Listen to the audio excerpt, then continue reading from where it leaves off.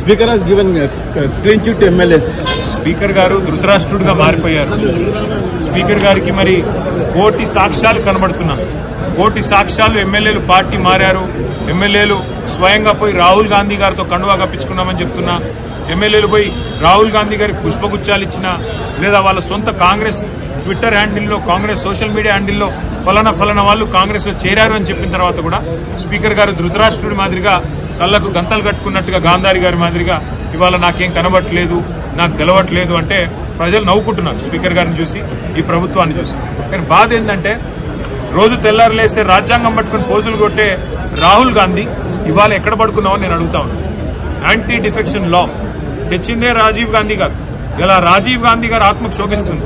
రాహుల్ గాంధీ గారు ఆయన ఆధీనంలో ఉండే ఈ ప్రభుత్వం చేస్తున్న కార్యక్రమాలు చూసిన తర్వాత నాకు ఇంకా విచిత్రం అనిపించేది ఏమంటే, అసలు ఈ ఇంటి మీద కాకి ఆ ఇంటి మీద వాళ్ళదంటాడు రేవంత్ రెడ్డి.